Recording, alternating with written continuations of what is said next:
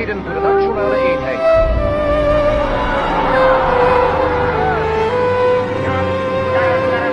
Assalamualaikum warahmatullahi wabarakatuh.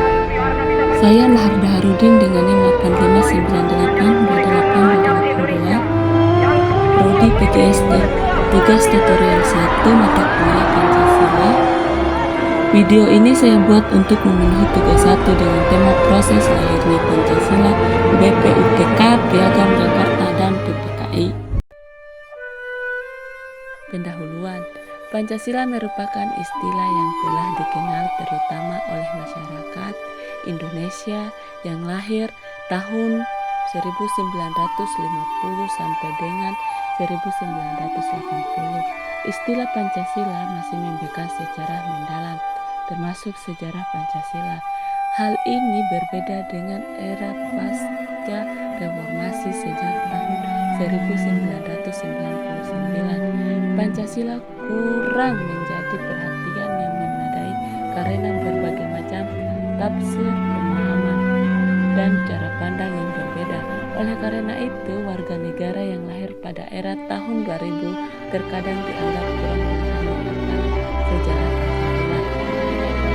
Pancasila adalah dasar bersama negara dan ideologi negara Republik Indonesia.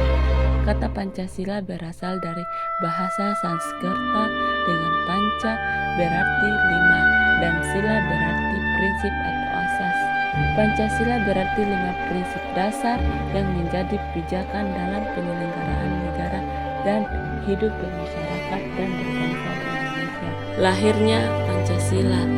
Sejarah Pancasila dapat dimulai dari titik pijaknya terbentuknya BPUPK yang diinisiasi 29 April 1945. Pada hari itu diumumkan nama-nama ketua serta para anggotanya.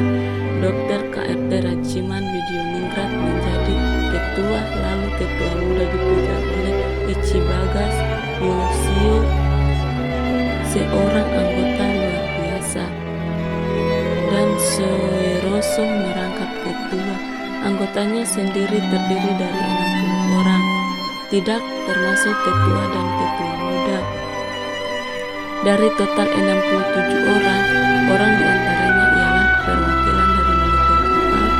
Status 7 anggota tersebut merupakan anggota istimewa sehingga tidak memiliki hak suara. Badan tersebut bersidang hanya 2 kali masa sidang.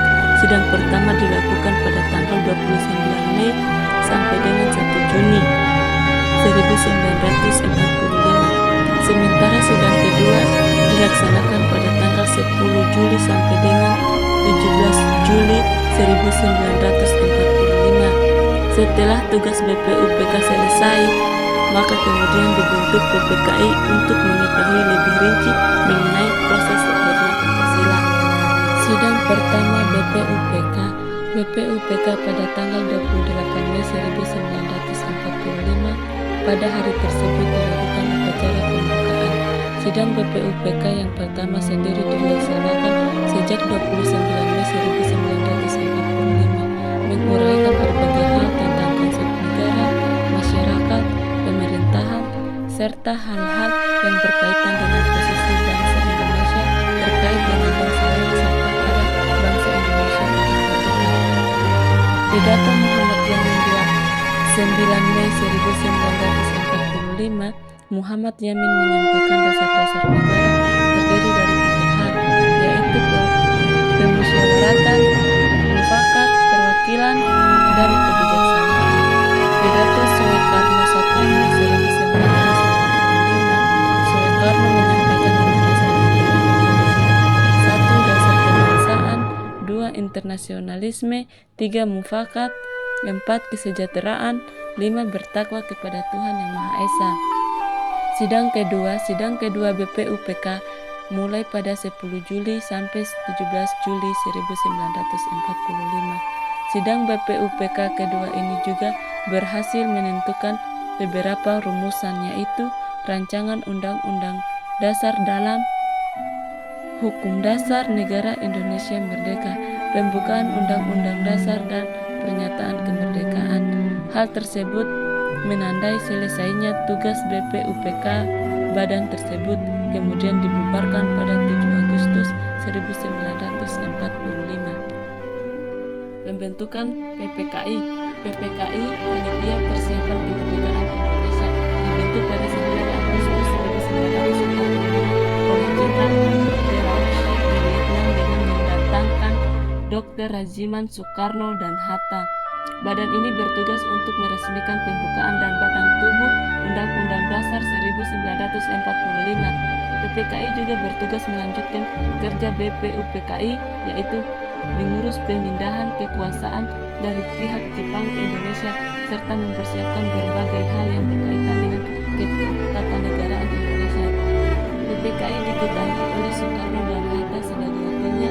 Anggotanya terdiri dari 19 orang yang berasal dari 11 orang etnis Jawa, 2 orang etnis Sumatera, 2 orang etnis Sulawesi, 1 orang etnis Maluku, 1 orang etnis Kalimantan, 1 orang etnis Nusa Tenggara, dan 1 orang etnis Tionghoa. Anggota tersebut kemudian ditambah 6 orang lagi, yaitu 1 orang penasehat dan 2 orang anggotanya.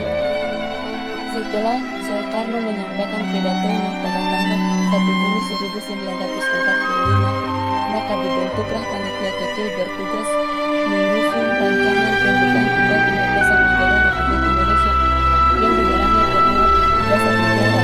Panitia kecil disebut juga panitia 9 karena terdiri atas 9 orang, yang itu Soekarno, Ketua, Muhammad Hatta, Muhammad Yamin, A.A. Marlis, Soeharjo, Ki Hajar Muhammad Bashir, Ki Hajar Tahir Muzakir, Haji Agus Salim, Habib Resmi, rancangan pembukaan Undang-Undang Dasar Negara Republik Indonesia oleh Muhammad Yamin disebut dengan Jakarta. Hukum dasar yang dinamakan Piagam Jakarta pada yang berisi sebagai berikut: 1. Ketuhanan dengan kewajiban menjalankan syariat Islam bagi penduduk-penduduknya. 2. Manusia yang adil dan beradab. 3. Persatuan Indonesia. 4. Kebijaksanaan dalam bermasyarakat perwakilan.